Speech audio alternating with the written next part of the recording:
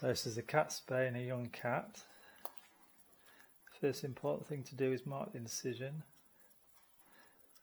Femoral head's there, front of the pelvis is there. So we don't want to go too far past the front of the pelvis because it's a young cat, so it's about a half a finger, just the line down. And then we want to make sure we're about a finger off the lumbar so we don't go near ureters.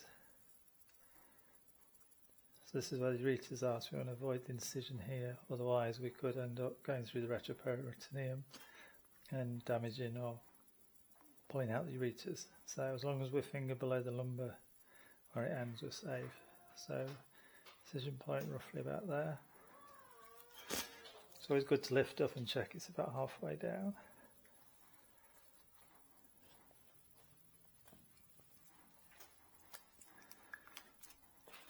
So just incise through the skin. Careful not to move the skin because it will move our incision point.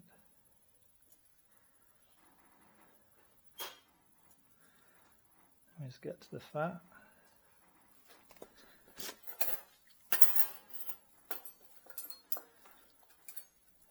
Just do a small snip into the fat.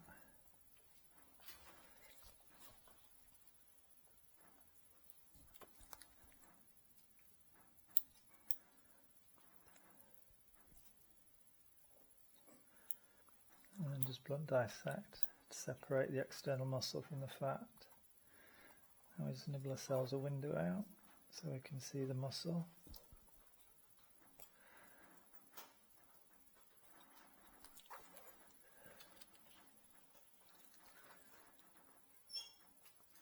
Fat up here.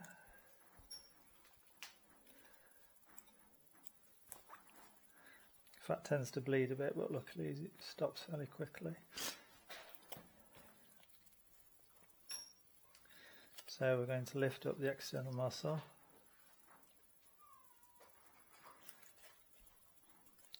Now we want the snip to fall central, so we have to hold it slightly to the left and then make the snip central. Right angles to the muscle.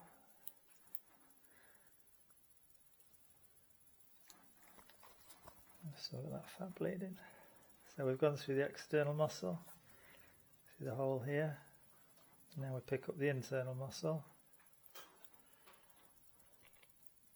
and pull it out through the external. And again take it to the left a bit. So our snip should fall central. Again, right angles and quite a bold snip because it's two muscle layers fused together. So we hold on to the external muscle and we use straight acromatics to find the uterus.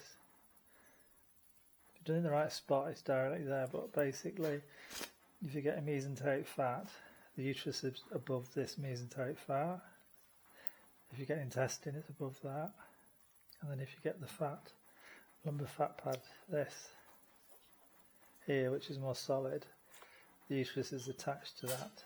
So you can use the fat to find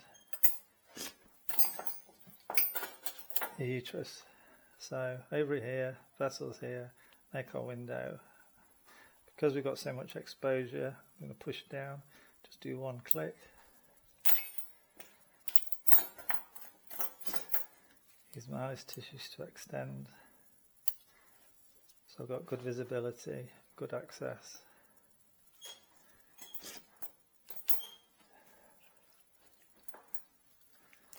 And we'll just place the surgeons. They close easy, so you don't really need to use the millers.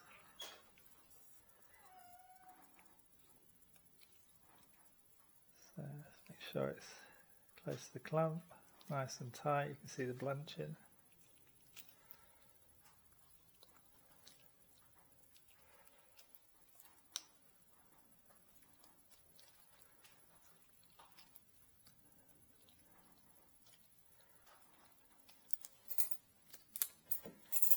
Snip our tails. Because we've just done one click, this never damages below. Put our clamp here, so I don't really bleed in. snip. Now for the other side, we break down the broad ligament to help us exteriorise the other side. Now if we use hockey forceps, you can use them to move the fat out of the way so you can see the bifurcation, and then just pull it up. Lost it.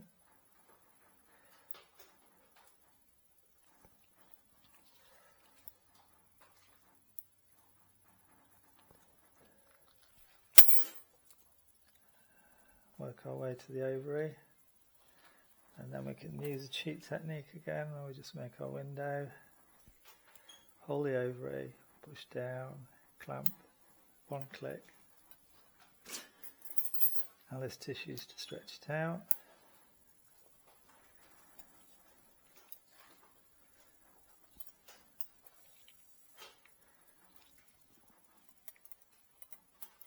Nice tight surgeons.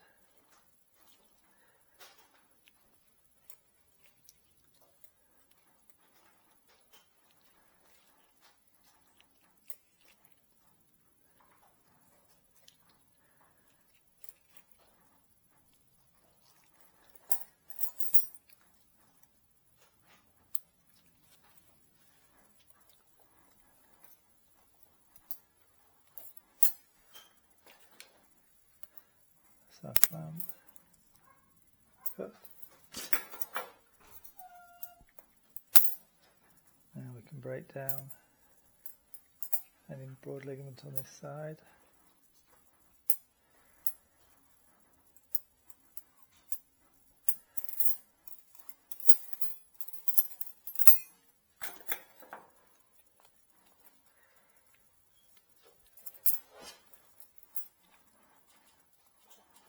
And we can just get to where the bifurcation is.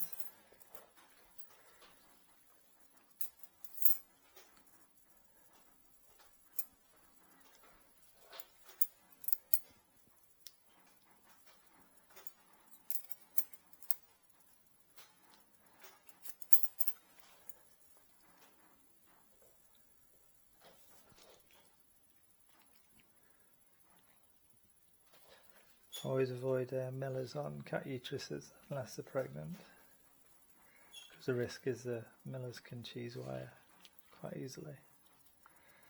So we're just going to put 2 surgeons on.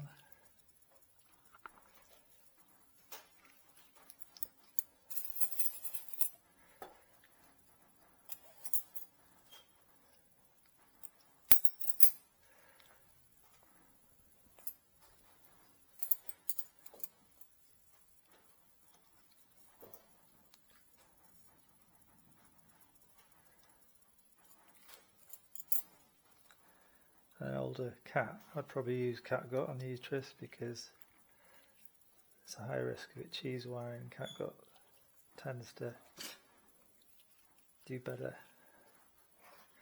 There's less chance of cheese wiring.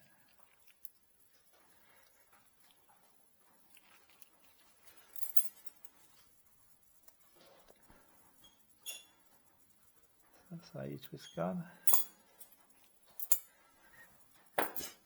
And now just to close up.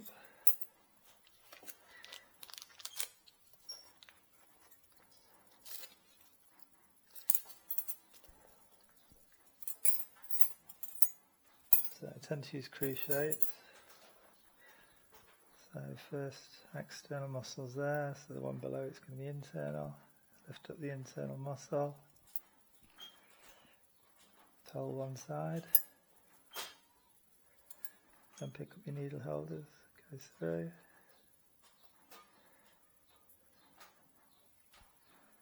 Through your other side.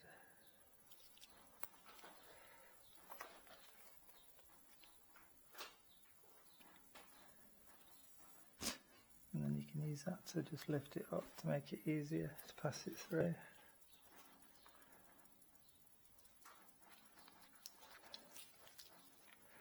And then we make our just snug You want it tight.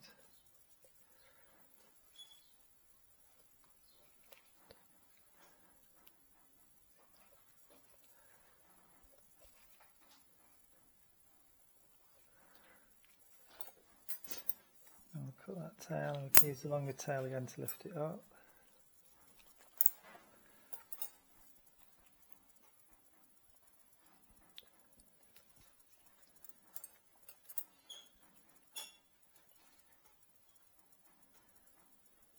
So, get rid of that tail, and pull it through.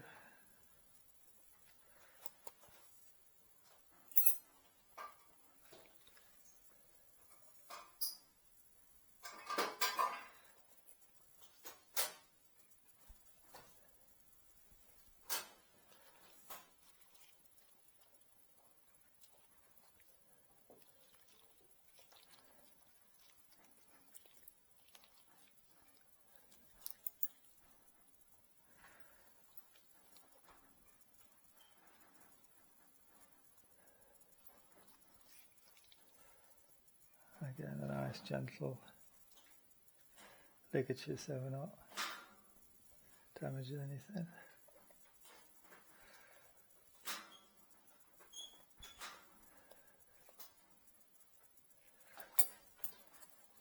And then we'll just close the external.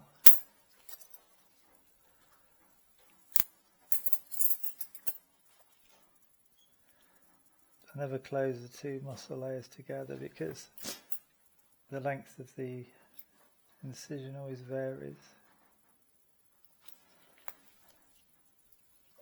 So you can see in this one the external is a lot smaller, so we did both muscle layers together. The internal wouldn't be closed the same.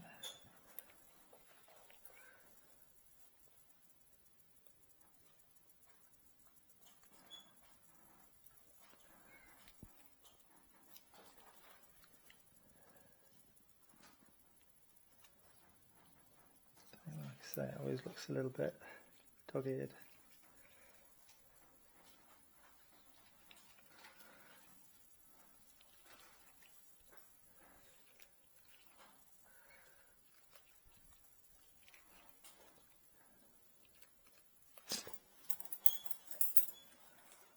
Right.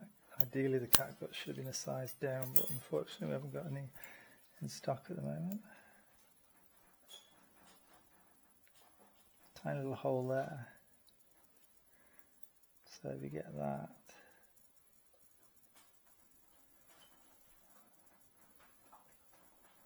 yeah, just being interrupted.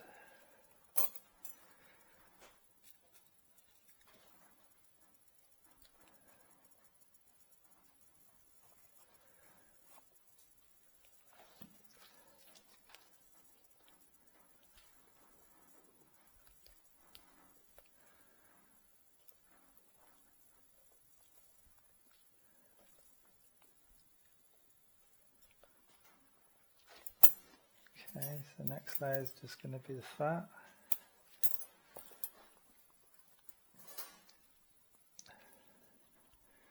And then intradermals to follow. So the fat disappears up here, so, and when it's bled, it can look like muscle. So we get one bite one side, one bite the other. We'll just bring it together to close the dead space, so it's not a holding layer.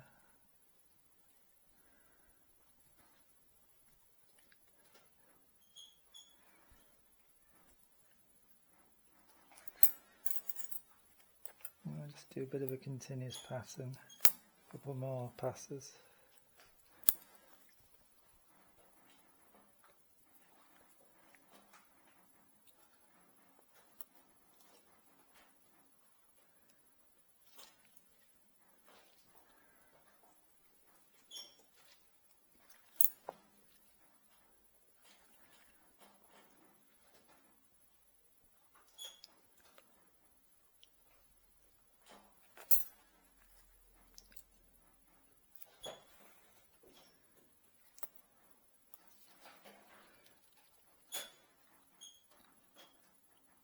most of our fat off. I'll just do a tie. Surgeon is the easiest.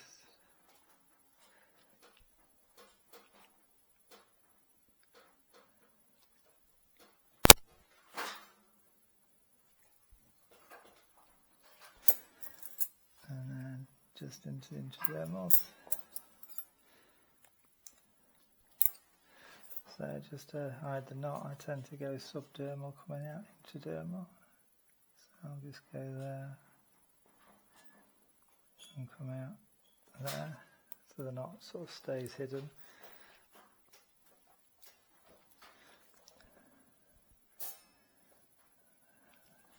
And then just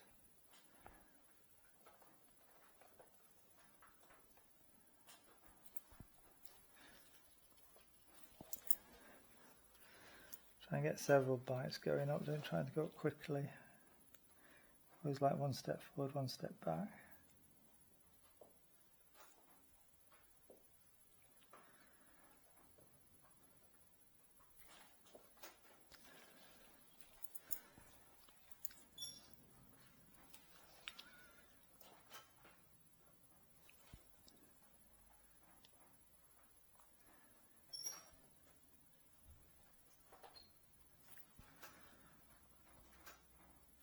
Keep checking it's not gone through.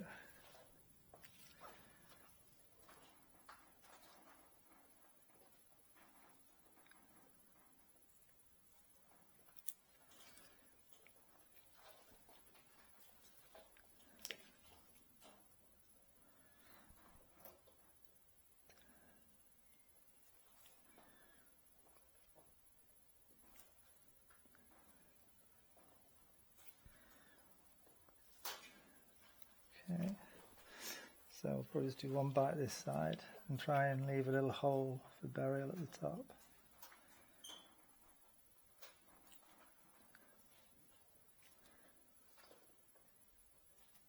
Nearly went through, but we're okay.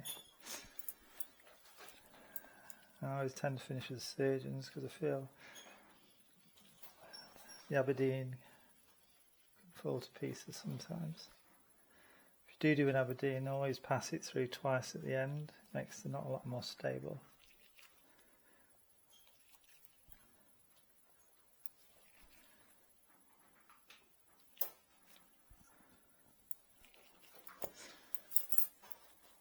Take the tail completely off. And then secret is the needle passes through easy, the knot's going to follow. So just head to your hole. Through, and then as well as pulling on the cord, pull on the skin like this.